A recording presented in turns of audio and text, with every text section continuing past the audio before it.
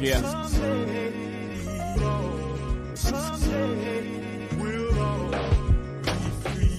Take those monies and spread across families. My sister Hattie and little nephews, cousins and TT. Eric the rest of B for whatever she wants to do. She might start an institute. She might put poor kids in school. My stake in Rock Nation should go to you. Leave a piece for your siblings to give to their children too. Title to Champagne, do say I like to see a nice piece, fund ideas for people who look like we gon' start a society within society. That's major.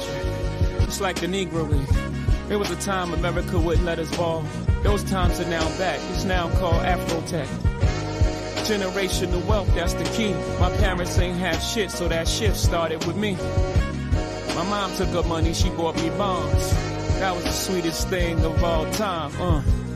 Legacy, legacy, legacy, legacy. Black excellence, baby, you gon' let them see. Legacy, legacy, legacy, legacy.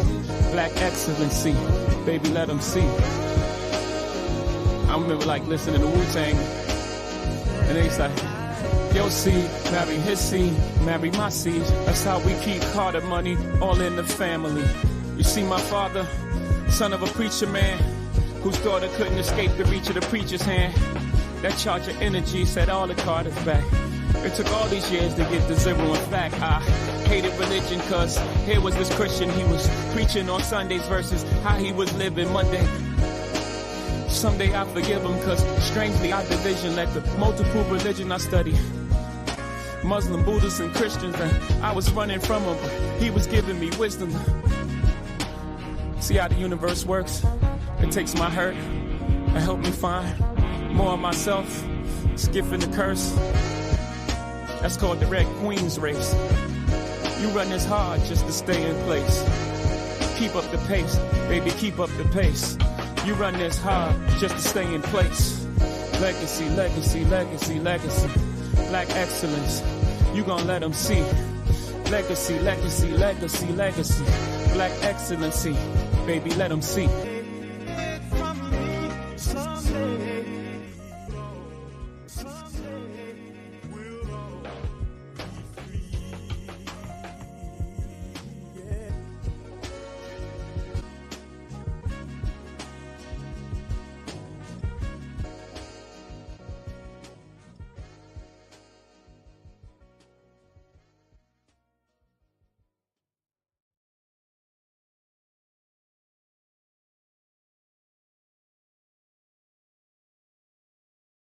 Daddy, what's a will?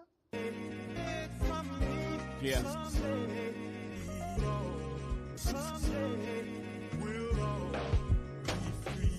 Take those monies and spread across families. My sister Hattie and little nephews, cousins and TT. Eric the rest of B for whatever she wants to do. She might start an institute. She might put poor kids in school.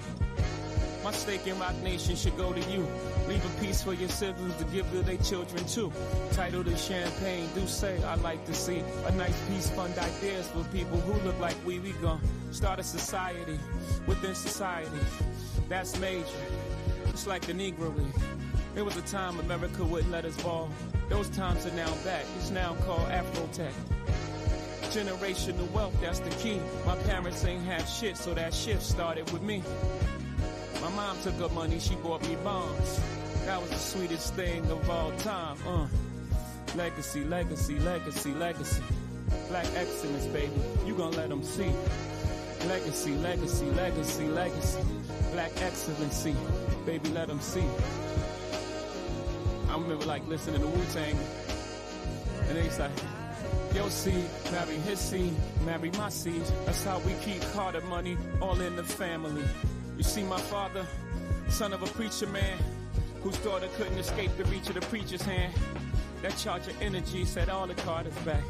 It took all these years to get to zero. In fact, I hated religion, cause here was this Christian, he was preaching on Sundays versus how he was living Monday.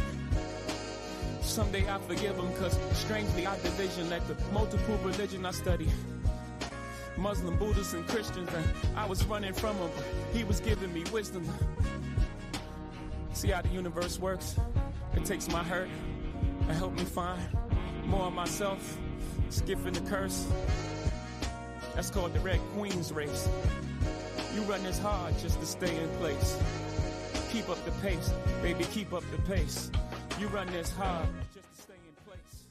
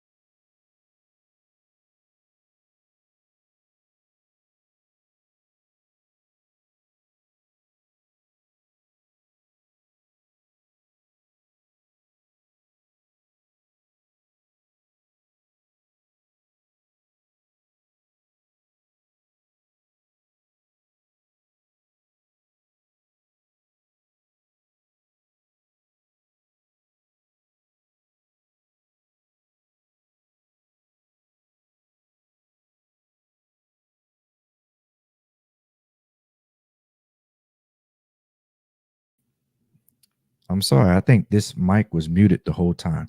Did I just go through all that with my mic being muted? That's crazy. That's crazy. But anyway, what is meant, I won't go through everything that I was saying because I was saying a lot. But what is meant by forever home? Welcome, everyone. What is meant by a forever home? Why do the wealthy typically don't purchase a forever home? So I have a list here that I've gathered. What are my buyers and potential buyers meaning? What are they meaning when they say, hey, Jason, we're looking for that forever home? And then we're going to get into how the wealthy approach this. And this is the wealthy, meaning the interviews that I've had with countless millionaires, et cetera, et cetera. I've been able to learn so much, but I've compiled so much information, so many great nuggets about their mindset versus the mindset of someone or a couple or family that may not be quote unquote wealthy. Wealthy typically, I would say, I mean, if you're a millionaire that's considered wealthy, and it is, it's a millionaire is it's a great goal to get to. I'm going to, for the purposes of this podcast, wealthy is, let's say, net worth 4 million plus, $4 million plus net worth. So for those of us, I'm in this group whose net worth is not $4 million as of yet. What do people typically mean when they say forever home? Well, first of all, this is the last home that they will ever buy. So they may be in their late 40s, their 50s, maybe even in their 60s, and their forever home is going to be the last one that they buy, pretty much has what they need for that moment and what they're projecting that they're going to need for the future. For example, I've had one client, though they were not close to retiring, they knew that they would have to be a caretaker for a parent some years down the line. So that that was very important in the home that we found for them because they needed something on the first floor, you know, so the parent doesn't have to go up the steps second, you know, et cetera, et cetera. So the last home that they will ever buy, you may have said, for your forever home, this is the last home I'm going to buy. I'm planting my flag. Secondly, what is meant by a forever home? The home for family gatherings, not uh, current family ownership, but it's the home for the gatherings. What do I mean by that? If I'm purchasing this forever home, me, my wife, this is the gathering place for celebrations, holidays, reunions, etc., etc. Now, the family that's coming over, let's say the kids and the grandkids and even great grandkids, they don't have ownership in this home, but it's a type of hub for gatherings. Thirdly, the home that will have the most accumulated equity when they pass. So I'm going to hit the pause and give you a quick note on this particular point before we get to the wealth mindset. It's great for a home to accumulate equity.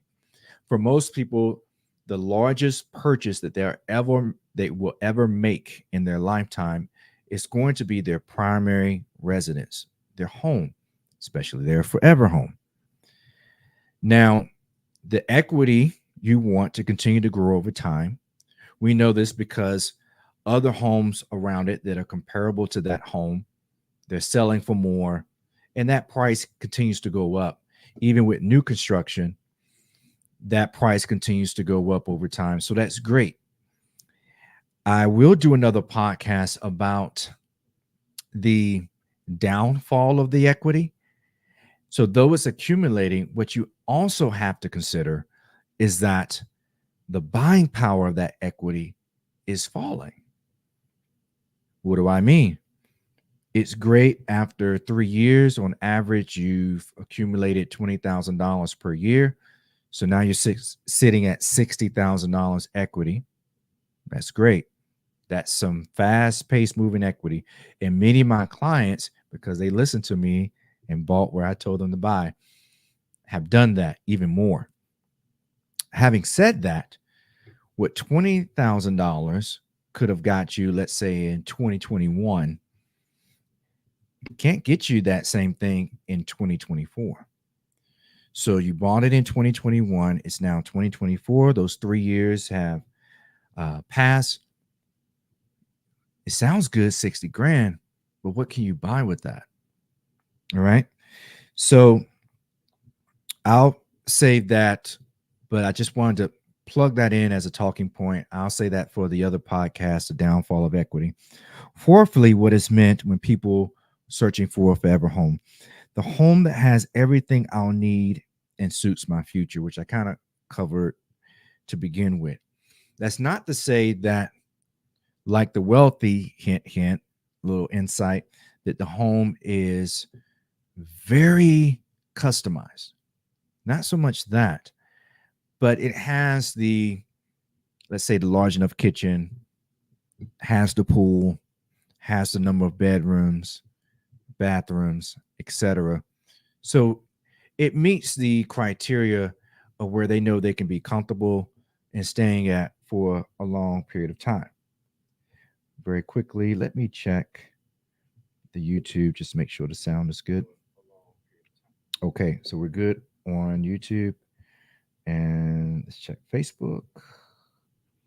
And I think we are good on. All right, we are good on Facebook, so we're good to go. Once again, if you want to join the conversation or you have a question or comment, drop it in the comments. I'll be checking those throughout the podcast. So those are the four top things that people are really talking about, really saying, right, reading in between the lines when they mention this forever home. Now, what's very interesting is that the wealthy have a very different approach. Those that I've worked with, those who I've interviewed, 4 million plus, they typically have a different approach. And in talking to one of my millionaire buddies who I've interviewed, he'll be on next week, Sid, he did mention there is a difference. Wealthy, there's different types of wealthy. There's a city wealthy, and there's a, I would say urban wealthy, country wealthy. And that's true. That is true. If you're wealthy and you've lived in urban environments, you may not go out and buy a 10-acre where you can, have all the animals and gardens and all that kind of stuff, because they don't know how to do all that. However, I'm still going to challenge you with many of the points that I've been able to identify in their thinking when it comes to purchasing their forever home. First of all, the wealth don't look at what something may cost them initially. They look at what they have to gain. And I hope that you taking on that mindset, or me challenging you to possibly take on that mindset, you'll begin to see that now you have a heck of a lot more possibilities. It's true that you may not be in a position to afford certain things, but don't allow that to be the primary question. The question is not whether I can afford, and I'm just going to use this for an example, the Lamborghini, the Porsche, whatever have you, the yacht, but what do I stand to gain from that purchase? Let's say you can afford a nice yacht. Even in that position, the wealthy minded or wealth mindset is, okay, I can afford this, but what is that going to bring me? How is that going to, move the needle in terms of net worth, in terms of revenue generation, in terms of me being able to write it off on taxes for tax purposes, dropping me down to a lower tax bracket, et cetera, et cetera. What do you have to gain? Now, that's going to eliminate a lot of things that you would normally get down about by not being able to afford it, because it's not going to bring you any type of substantial value, right? Number two, when the wealth are buying these really glorious and nice mansions or homes that even in talking it may seem like they're buying a forever home, many of them are buying this property after they've already purchased other property. And that's a key. That's a key thing for a couple reasons. Well, number one, what is funding this last property, and I'll get to what it actually is for them. It's not a forever home like we may be trying to get per se, but the previous properties that they have and are holding on to, renting out, leasing out, etc. The income is generated from that is funding the forever home. So the forever home that they purchase is not so much in jeopardy as for other purchases of their forever home, because they don't have any additional income from other properties coming in to lessen the monthly overhead in that mortgage.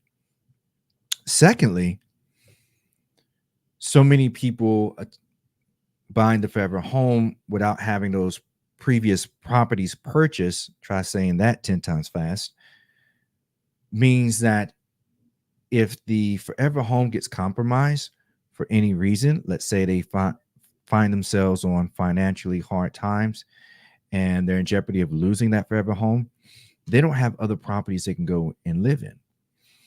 And one of the gentlemen that many of you know and may follow, I personally don't have an issue with him. He dropped some good information in many of his podcasts, is Grant Cardone. And he often has said purchasing primary residence is foolish, is stupid, you shouldn't do it. And I get where he's coming from on that.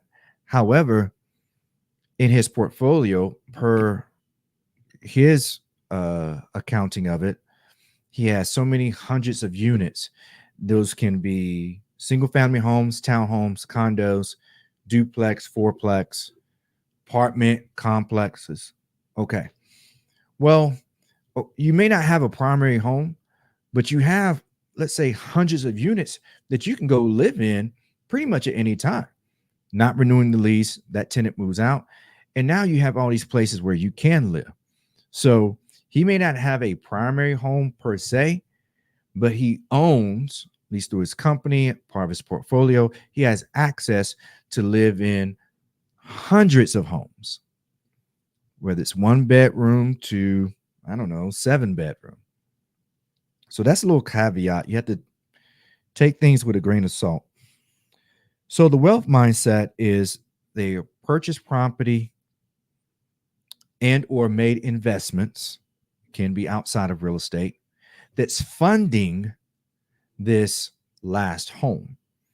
Now, let's get to what are they really saying when they say, if they ever say forever home, because you very rarely hear them say that. Oh, excuse me. They're really saying that they're purchasing a headquarters. That's what it really is. And it may sound very similar as a gathering hub, a gathering location, but the headquarters is a little different because it becomes ground zero for the family office.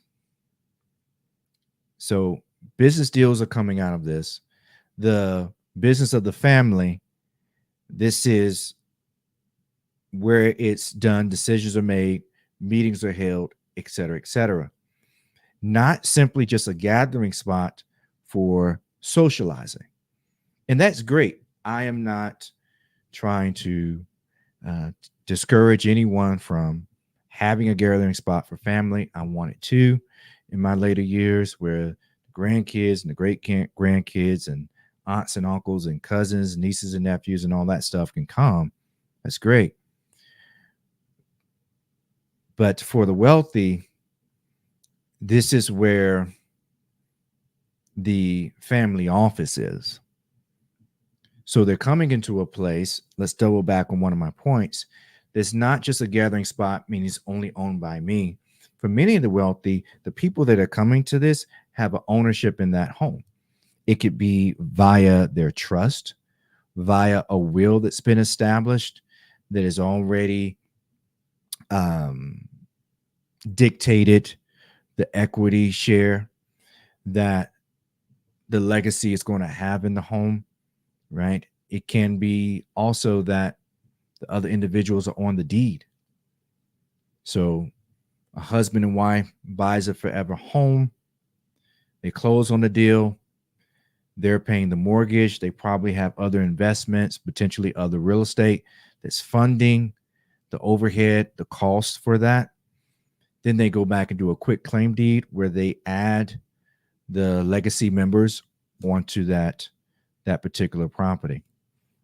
So as the equity is growing in this, the recipients of that are not just the couple that purchased it, right? Also, another wealth mindset point. They buy land and subdivide and will oftentimes sell some of the lots to the kids. Now, I'm going to bring up something to you just to get the juices flowing here on how something like this will be possible. So I'm going to share my screen here, if it will allow me. All right, there it is. All right, so let's take a look here. This is the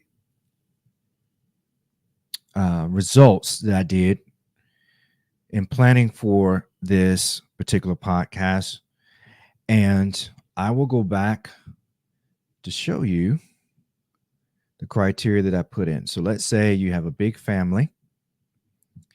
And oftentimes what the wealthy-minded individuals will do is they're going to buy a large plot of land, 10 plus acres. Why 10? Because now you can subdivide that into 1 acre lots. And that's a good, you can get a really good size home on a 1 acre lot for yourself. And then you have 9 others. You can do 2 acre lots. So now you have 5 of those that you can subdivide into 5 other 2 acre lots. But nonetheless, I said 10 acres. And we're going to look at a price of $200,000 or below. So the results that I'm about to show you here on the map is everything that's currently active in the Canopy MLS, which covers a huge area from Charlotte. And you can continue to go, if you're looking at the map here, east to the mountains, even there on the west side of Charlotte. Some are even located in South Carolina. Let me reduce this down just a little bit so you can maybe see it there. So these are all listings, $200,000 below, that are 10 plus acres. Why is this important? Because oftentimes what I see happening is with the wealth mindset, they're not just buying a forever home. They're buying forever land. For them, it's forever land because it's something that can be subdivided and their legacy, let's say their kids, their children, can now purchase a portion of that, divide it into lots. It keeps the families in close proximity. So you have a great support system. And I know you may be thinking, well, Jason, they kind of create their own little town here. In a sense, yeah.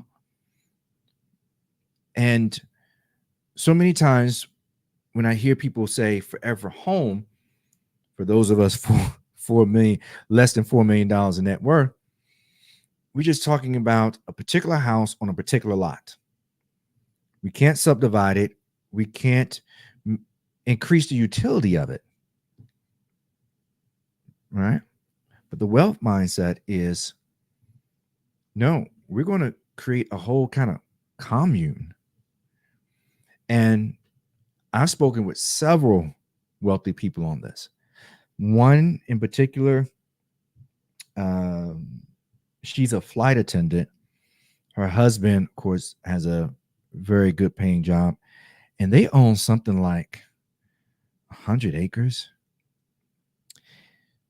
And their daughter and their son had a house so many, like 10 acres down that way or 20 acres on this side. And it was amazing because the grandkids are growing up with grandma and grandpa's house, something they can literally, go to, walk to. And I just thought that was a really, really beautiful thing. Now, many of you say, well, I don't know if I want to live that close to my family. I get it. I get it. So it may not be for, all the family members, the ones you don't like, but nonetheless, let's go back to, so you can see now how there's a plethora of available 10-acre lots, all under 200,000. Let's go to the results here. One in particular, Granite Falls, North Carolina. Let's pull up this picture, and you can see, and this is 10 minimum. So there are some listings on here that are larger than that. But look how much space you have. You don't have to have your family there and be all up on top of each other and all that kind of stuff, right? It's very doable. But that's the wealth mindset.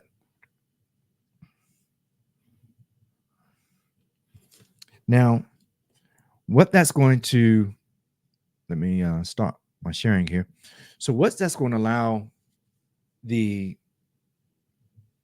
wealthy individuals to do is not only have all these lots that they can now subdivide and sell to their kid. I mean, the kid is yours, so you can sell it at any cost. But now they have ownership on this 10-acre tract, but also it gives you an opportunity to increase the utility of that lot. So in speaking with one of the millionaires who's going to be on next week, Sid, again, and he'll tell you about it when we do next week, from gold to goats. He's going to talk about his investment strategies that have made him a fortune, but also what he's currently doing. Sid is so awesome. He has animals on there now. He has goats. He has pigs. He hasn't done the vegetation yet. I know other wealthy individuals have purchased a pond or a lot with the pond or created a pond so they have access to fish. And he is making it as I would say sufficient as possible. I like to call it the COVID repellent. Others may have gardens where they have vegetation. Others may have a portion where they, grow honey and bees and things like that.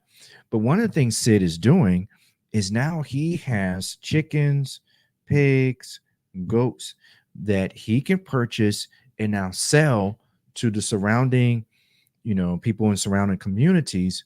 So his farm, his purchase, his forever home, which is really headquarters, his headquarters is making money so that it is now generating the amount needed to cover the overhead. And when we go over some of those numbers that he told me on next week, it's quite profitable. He bought some machinery that was used on that land and now can lease out that machinery to other people. Wow. So for the wealthy, they ask, what do I have to gain? Before they ask, how much does it cost? They're not just buying a forever home so that they can sit there and just live out the rest of their glory days. And then once they die, the equity's there, and however that's going to be distributed or dispersed, what have you. No, they're buying something that becomes a headquarters and becomes a self-revenue generating headquarters. Wow. Animals, ponds, fish, well for water. When I take the listings and let's say I put the criteria in earlier that the well was already established, it thoroughly narrowed down the listings, but still nonetheless, right? But you have well for water, your own septic tank, garden for vegetation. You can have a shed for work. You can take parts of that 10-acre lot, clear out a lot, and lease it out to someone else. If someone has horses and they need somewhere to put it, right? You can lease that out. You can lease out a portion of it for, trailer homes or RV storage. You can even build a storage. I mean, you want to check the zoning. So I get all that. I'm just, getting the imagination, moving here. What if you had a storage unit on the back side of that 10 acres? And it's open for the public to lease out particular storage units, but now you have access to storage right there. So land for lease, generators, bunker. There was a movie by, I believe it came out either this year, last year. Let me see. Leave the World Behind. It's the one with Julia Roberts, Ethan Hawke, Mahershala Ali. It's a great, great movie. If you haven't seen it, definitely check it out. But one of the interesting things about that, because my real estate antennas are going on, was that they were close enough to the city to go into it if they need to. There was a bridge that separated them from the urban parts of the city, but the house that Mr. Ali's character had, that Julia Roberts' family was renting out Airbnb, was away, like back in the woods, but beautiful home, gorgeous home. One of the neighbors, and this is not a spoiler alert for you, but one of the neighbors had invested in this, like, think of it like a basement bunker. They had TV, they had food, and all this survival kind of stuff. Well, for a lot of us, meaning people within our tax bracket, when they're saying forever home, there's not much you can do to the house that's really extreme in terms of, if it didn't have a basement, could you go in and add a basement if you wanted and have your own like safe shelter bunker where you could live for a year if the world were coming to an end outside? You're limited in what you can do, is what I'm basically saying, because the lot has its pros and cons. It has what you can do on it and what you can't add to it, because it's the zoning regulations and, septic for only so many bathrooms. However, when you're wealth-minded, they're oftentimes purchasing land and property that puts them beyond the zoning restrictions, right? And this is awesome because now you can build what you want to build. And as I showed you, there are a plethora of 10 plus acre listings. Some of them are 200 days on the market. So they're anxious for someone to purchase it. And you want to look at the pros and cons of it. Don't get me wrong. I would definitely do that if I were your agent, to suit you and for the vision that you have. But that's what it really is. It's the wealth minded have a vision for how this is going to contribute to the family office. We can say family company, how it's going to generate money for them, how it could be an investment that they're not necessarily tied to. I had one client that bought a very, very nice home. Actually, let me check uh, Facebook and YouTube just to see if I have any questions. I don't think so. I think we're good. Let me check the comment section here. Okay, I think we're good. So I have a client that bought a very nice home, and it truly was the home of their dreams, per se. But they told me, hey, look, if I'm able to get, a certain price for this home, we're moving. So many times when people are talking about forever homes, they really are tied to the home. And there's nothing wrong with that. If that's where you want to stay and that's the decision you make, that's great. All I'm saying is that in speaking with so many wealthy people, they're a lot less tied to particular things, assets, whatever have you, than non, meaning less than 4 million net worth, are tied to, which is very interesting, right? You would think that they would maybe be more tied to it, but they're not. If the right deal comes along, they're out of there. And one of the ways they can kind of ensure that it has to be the right deal, if it does come along, is because when they do their forever home, it is so, such detail, customized to what they want and how they want it. It's not just a custom home where it could be nice, it could be luxury, but you can't do every single thing you would want to do or build if money weren't an issue, but they can. So it's so unique that if someone wants that, they really want it for a reason. For example, they will take wealthy minded people, oftentimes will be still customization on a high level, but they may take a smaller home because it's on a particular lot that gives a particular view to the water. You see a lot of that with lakefront properties. So oftentimes they're willing, wealthy minded individuals, to compromise for the greater good. For the greater good. So it may not allow 7 bedrooms, may only allow 5, but it comes waterfront.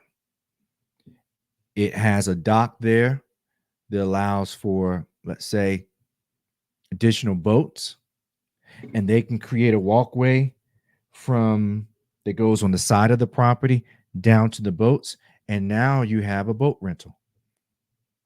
Or the dock is large enough so that someone else who has boats and wants to dock it there because they, do tours on the lake or what have you. You see what I'm saying? You see how many times the wealthy minded, and I'm saying wealthy minded because you don't have to be wealthy to have a wealthy person's mindset. You can start developing that now. Start developing that now because it will happen for you. And I hope that's an encouragement. Most forever homes are not stocked with supplies. So going back to the movie Leave the World Behind, many of the homes, even not just the one with that bunker in the basement for like end of the world preparation, but the other homes they were stocked up on supplies. So they have a home that's built to store things. Becomes a type of, they're literally building in storage units. Oftentimes on TV shows or things that come across your reel or shorts on social media, you'll see the wine cabinets are like huge, so they're storing wine and things like that. But I can guarantee you that a lot of them are storing a heck of a lot more. You just ain't seen it, right? Um, and tying back in to where you're purchasing it, many times forever homes are very localized for a lot of folk, whereas the wealthy minded individuals that are buying the family headquarters, they're looking to buy out of the country even. Why can't you? And they're doing that for purposes of taxation, maybe purposes that the country has limited government influence, for purposes that the eminent domain is not as prevalent in its use. There have been stories of people buying these large acres of land, and then the city or the county determine they're going to come in and basically take portion of that land because they're going to build a new highway or road or whatever have you. Excuse me. And that's happening, and it's sad, and I hope that those people get justice for what was done to them. However, saying that, many times the forever home is the location is determined by proximity to family versus determined as to where they're going to have the greatest gain, where they're going to get the greatest benefit, even if it's out of, I wouldn't necessarily say out of state, but in a state where the family may not necessarily be near, but they can get to it by airplane or something like that, or out the country. Because your dollar can go further in some places, I can tell you that. And there are people that have very nice living setups outside of the country.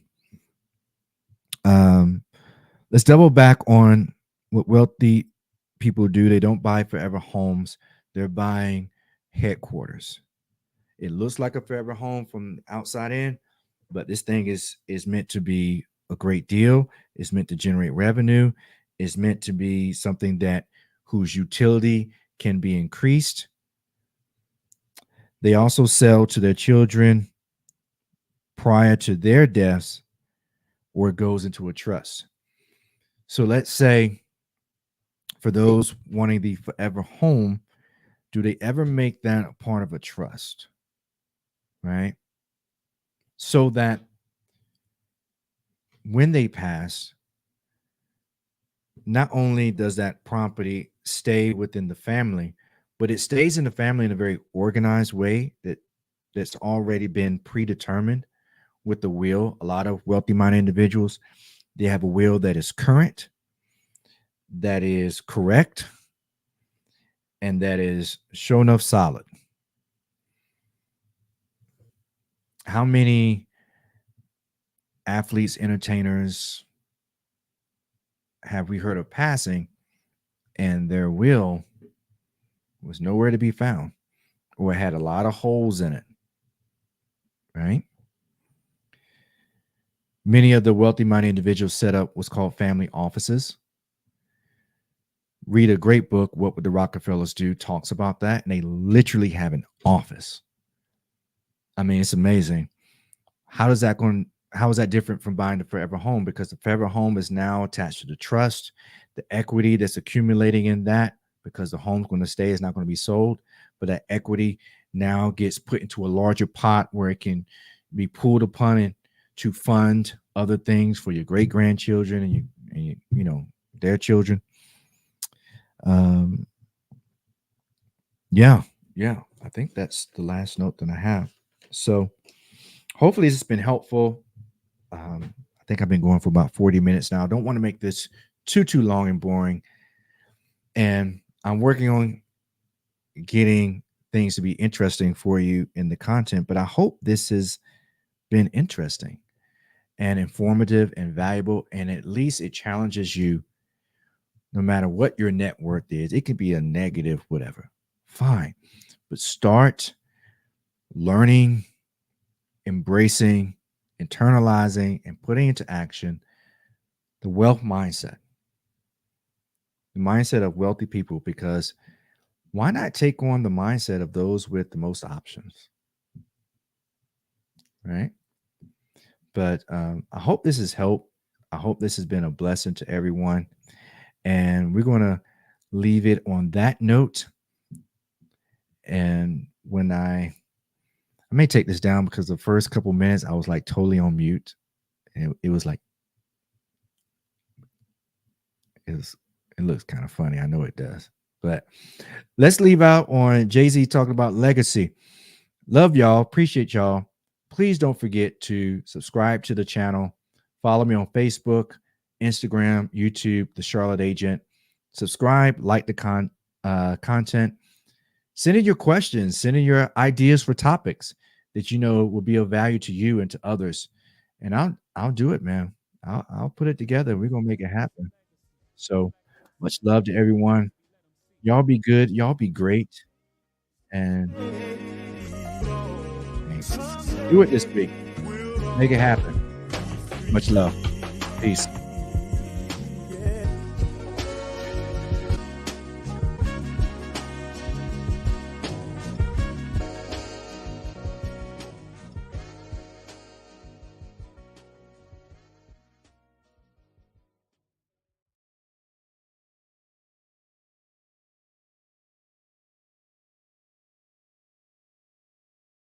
Daddy, what's a will? Yeah.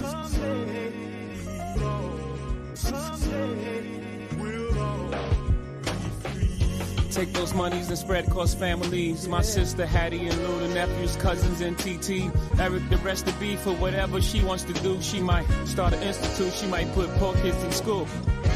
My stake in Rock Nation should go to you. Leave a piece for your siblings to give to their children too. Title to champagne, do say I like to see a nice piece fund.